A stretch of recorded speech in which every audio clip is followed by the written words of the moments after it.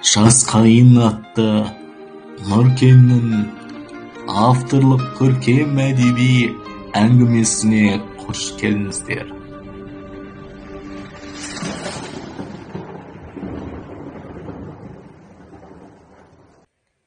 Үшінші бөлім. Махаббат пен Қанат аралас мектептің қазақ сыныбында оқитын болды. Олар шамалары жеткенше жақсы оқуға тырысып жүрді. Қанаттың өлең жазу қабілеті байқалып, арасында біраз жұмақтар жазып қоятын. Бірақ 8-ші сыныптан бастап Қанат әкесі бар балаларға қарап, әкесін сағынып, жиі ойлайтын болды. Сабағының күннен күн нашарлап бара жатқанын өзі де байқамады. Кейінгі кезде қалың ойда жүретінді тапты. Қанат пен махаббат жастары өсіп, әр сыныпқа жоғарылаған сайын, бұрынғы балалық достық, балалық сезім ұлғайып, махаббат сезіміне айналғанын өздері байқағаннан бері, бұл сезімдерді ауыл тұрғындарынан жасыруға, құпияда ұстауға тырысты.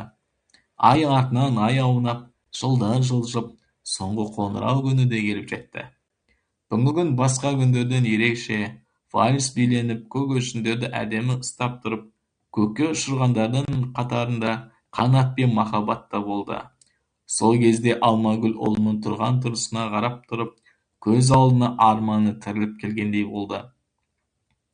Ұлының бойшаңдығы, қимыл қозғалысы, қап-қара шашының оң жағына қарай әдемі қайырылғаны, түрінің қара торылығы, қыр мұрыны, қасының қалыңдығы, кірпігінің әдемі қайырылғаны, көзінен нұр шашып, адамды өзіне баурап алатын жылы көзқарасы, ернін томпиғандығына дейін айнымай қалған.